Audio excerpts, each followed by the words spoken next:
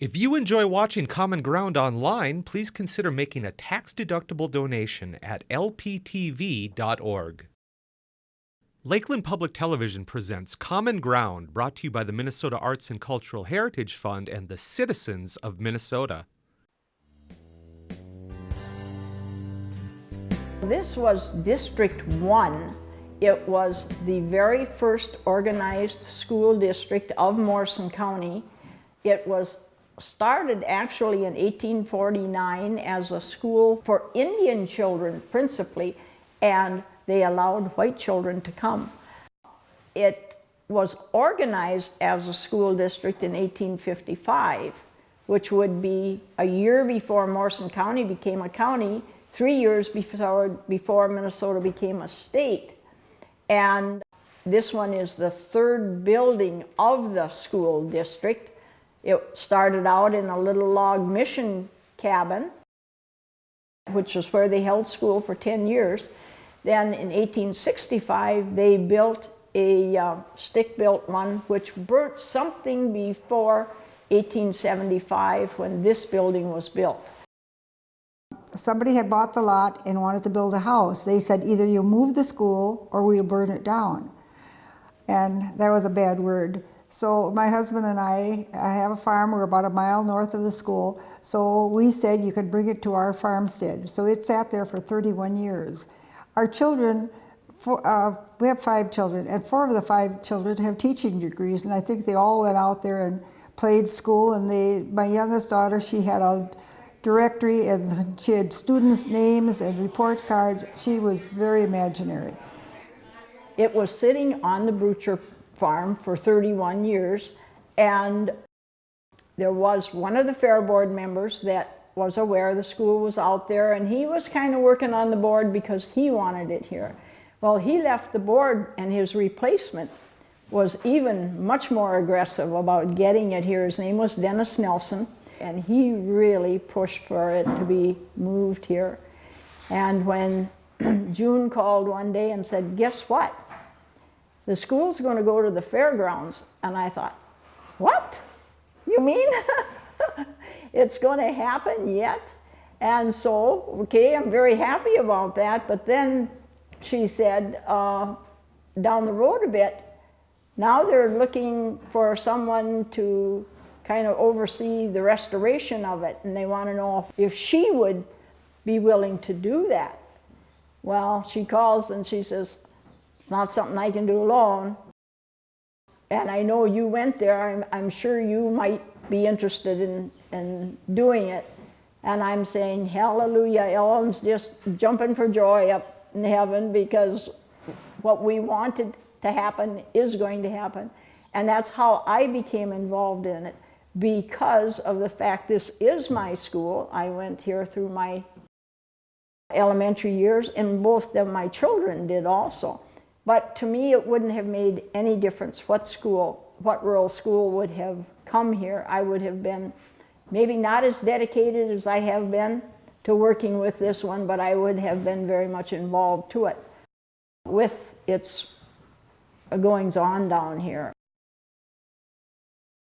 I had the best education you could ask for coming in out of a country school. And I can appreciate what country school teachers had to do, how little they earned for doing it. And I'm continuously asked, you taught, didn't you? No, I didn't teach. I never thought I would have the patience to be a teacher. So no, but they seem to think that because I'm as involved with the school as I am, I must have been a teacher. No, I was just a dedicated student.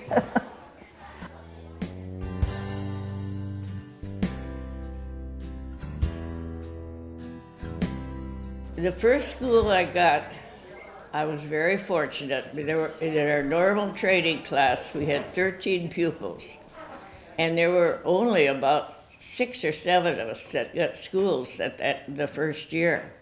And I was fortunate to get to school, but it was a very trying year, because the experience I had with handling pupils was not very much. And I was 18. I had just turned 18, and some of these boys in this first school were 13, 14 years old. Impossible to handle because they had very little discipline the year before. And the school building was just a typical school like this, 3 windows on each side, and a small entry where they would hang their clothes and leave their lunches as they came in the morning. The fountain where they got their drinking water was in this entry. We did not have a well on the school ground, so the water had to be carried from a place directly across the road, and the pupils were very unhappy when it was their week to bring the water. We had a dipper. We didn't even have a fountain at that time. We had a dipper and a water in the pail. And can you imagine the sanitary conditions and how amazing we stayed as well as we did? The school was heated by a big round stove with a jacket around it, like all rural schools had. There was a shed where both wood and coal were stored. And I roomed just across the road from the school, but I would have to go over and on Sunday night, if it was possible, and start the fire so it was warm in there on Monday morning. But the nights of the week, I didn't have to do much because there was enough there, so when I came in the morning, just put fuel on the stove. The attendance was large. I had over 30 pupils, all grades. So one class only lasted about 15 minutes. Spell downs were special. I'm sure some of you remember the old spell downs we used to have. That was usually kept for Fridays. It seems that winters were more severe at that time, but we managed, and the school was well supported by the members who lived there.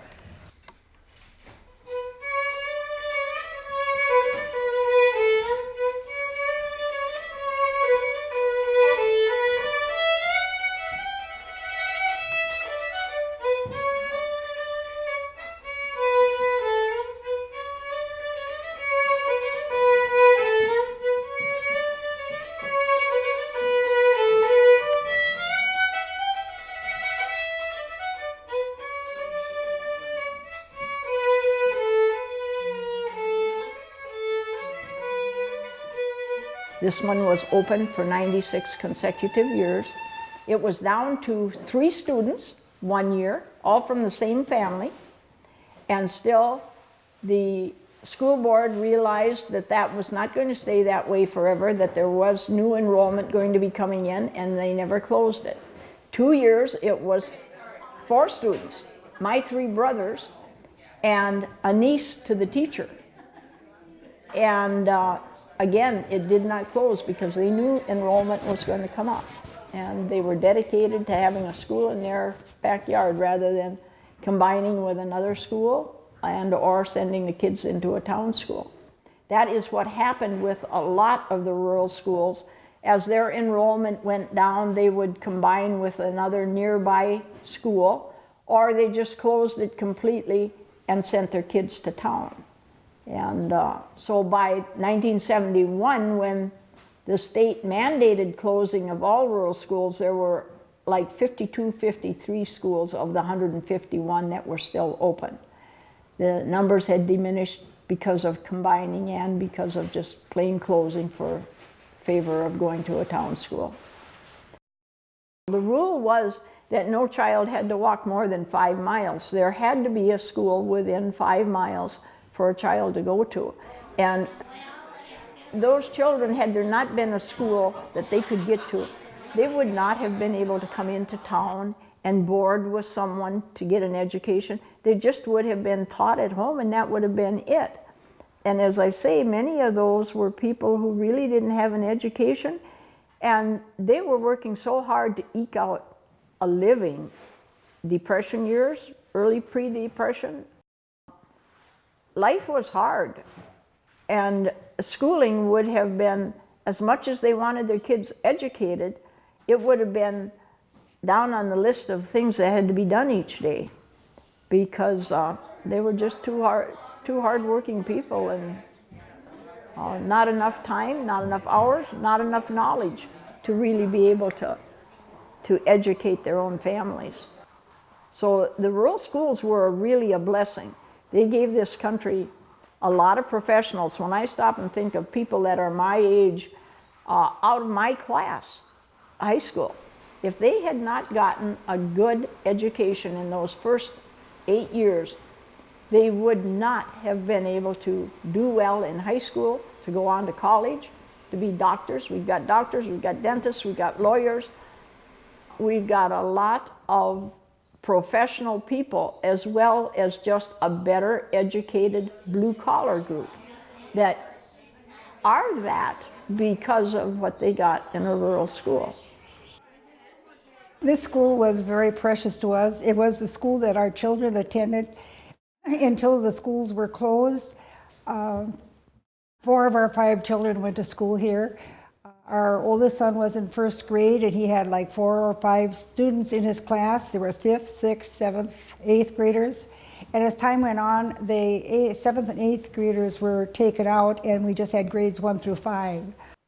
It's open here at all times. Anytime there's something going on in the fairgrounds, there's someone here in the school working, so people can go through. We can talk to them and hear their stories and tell them ours. It is set up now just as it would have been when we went to school here.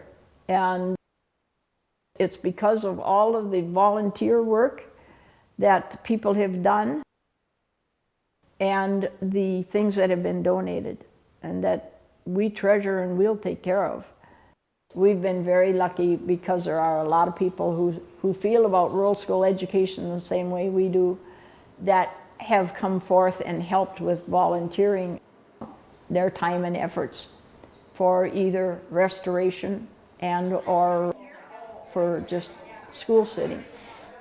I think you got a lot more personal attention, because if there was somebody having a problem, there was concern. And if you had a problem and you were in the 2nd grade, the 5th grader sitting across from you, you'd just show him, and he would say, well, this is what you do.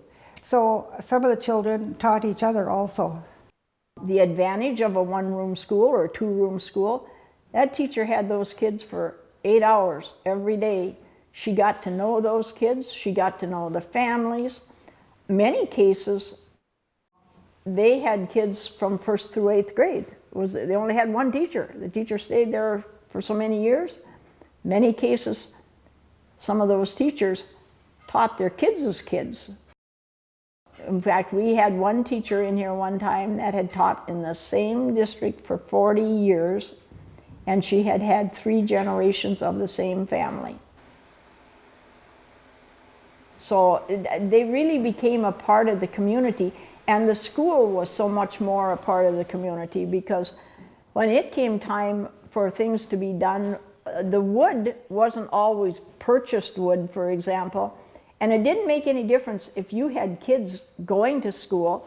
If you had extra wood, you'd just donate some to the school. It was a barter system as far as people were concerned on what was needed and what was for the best of education. And it was a community center as well as it was an education, because it brought everyone in the district together at times for social events and so on that you wouldn't have had in any other way of education or school. And that's one of the things we kind of hope we can pass along to people and make them aware that schools weren't always great big schools with a lot of sports activities and other things, extracurricular things involved. It was education, and it was education that really was the viewpoint of the day. If you enjoy watching Common Ground online, please consider making a tax-deductible donation at lptv.org.